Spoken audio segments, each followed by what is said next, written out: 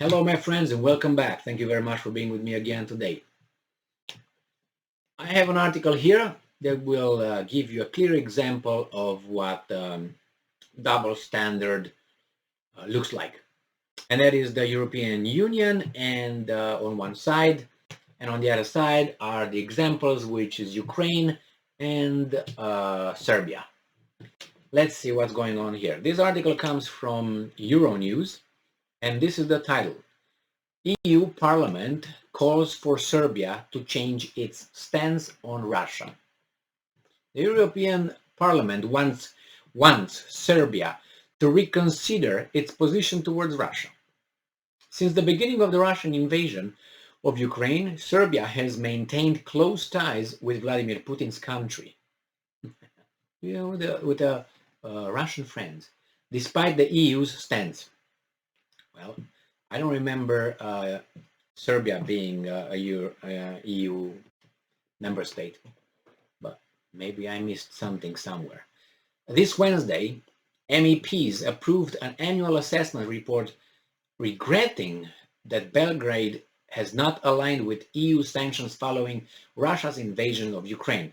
The text was adopted by 523 votes in favor, 78 against, and 34 abstention. But the MEPs are asking the newly elected government coming from the 3rd April elections to urgently align with EU's decision against Russia. And I'm quoting, I think there is a real urgency here, particularly in the case of Serbia, to make some important domestic choices on this ground, because it is a country that has always looked in different directions when it comes to its foreign policy. Oh, so that means it was independent? Oh, okay. But I think now it is time to decide where it stands. Says who? And why? Why do you think you're the arbiter? You're the decision maker here. And I hope, that's a thread right here, Serbia will make a clear decision in direction of Europe, said the MEP in charge of the report, Vladimir Blicic from EPP. Since 2014, Serbia has been in negotiations with the EU to join the bloc, but it's not a member. But its close relations with Russia could add a new obstacle to dialogue. Well, I don't think they really want to be members anymore. That's what they said with NATO too.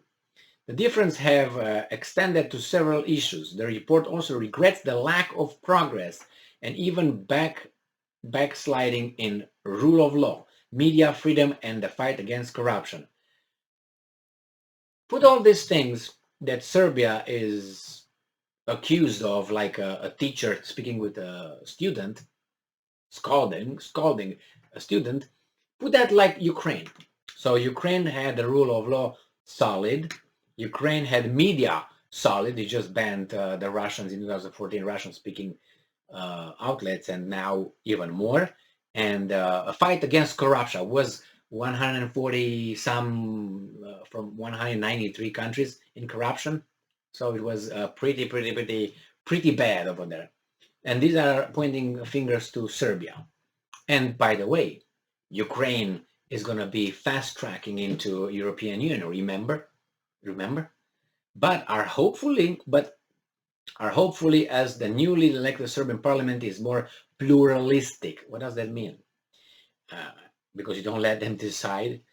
And according to the MEPs involved in the process, this is the time to deliver on reforms in order to make progress on accession. Well, I don't think they want to do that anymore.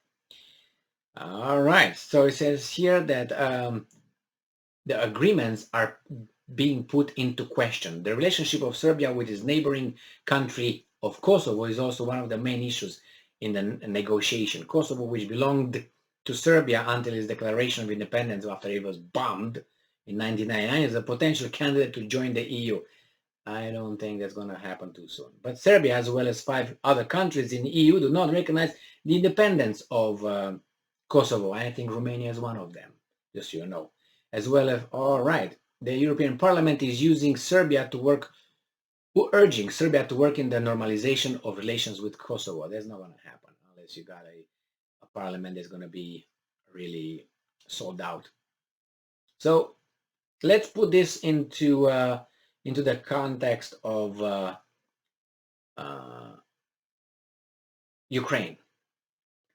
What if the EU, tells Ukraine, who's in the same process, it's even more advanced in 3 months, got ahead of Serbia, which tried for what, from 2014 or something.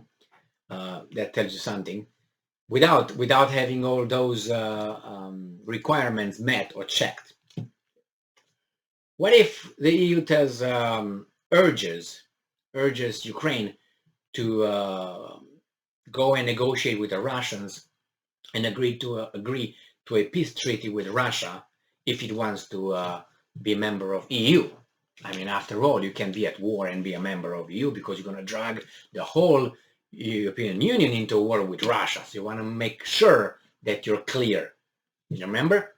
Because when you want to be a member of European Union, you want to make sure that you don't have any territorial disputes with your neighbors. Well, that's going to be used to be a problem for Romania and other countries until now. With Ukraine, all that is erased and forgotten. Now, see the treatment towards Ukraine and see the treatment towards Serbia. And I can say Romania and any other country that stayed in line, bent over, got it deep from the European Union to do everything they said in order to be members. And these guys are just cutting the line. Sorry, boom. How do you see that? Why isn't the European Union telling the Ukrainian what to do? You know why? I saw so many articles where they say the Americans, the British, the European Union will not tell the Ukrainians what to do. They're independent and they're a sovereign country. We're not going to influence them. Remember, I heard it like 50,000 times. But with Serbia, it's a different story. We urge Serbia. Serbia is a bad boy. Ukraine is a lady. So what's going on here? See, when I see these kind of things, I feel like throwing up, but not as much as lately because, lately being about, 10 years at least, since I figure out that, hey, wait a second, situation is just a game, and the rules can be bent according to who is supposed to follow the rules, and then it depends whose interests are at play, and so on. And so it really makes you think that you were a sucker all your life by following rules. When you look around you, other people just shoot ahead of you, breaking all the rules, legally breaking, not legally breaking them. It's kind of a contradiction. Breaking them, but not being penalized by the same guys who made the rules. And you think, am I an idiot following these rules? Obviously I'm not, advertising here, break the rules or something. But it's an unfair game here. I mean, if there's the rule, if that's the law, look here. Serbia versus Ukraine. They have to abide by the same rules. Don't tell me the circumstances require, certain circumstances require certain kind of actions. Well, you know what? Spare me with that. There's nothing urgent with Ukraine. If Ukraine was admitted yesterday to European Union, nothing would change. Nothing. You think the Russians would say, "Oh, stop, guys! Oh, they joined the European Union. Now we got to go back and give everything back." Do you think that's going to happen? It means zero. And what do you think the European Union will do then? We're going to send armies to fight the Russians? No. So what's all this? Let's go! Hurry, hurry, hurry! What do you think it is? Nothing. It's just a show. Now, even if it would be admitted tomorrow into NATO, the Russia will not do, hey, hold on, we're going to drag them. No, they will not change. Zero. Hey, you want to come over? Let's go. Let's bring it on. That's what the Russians are going to say. So compare the Serbs with how Ukrainians are talked to.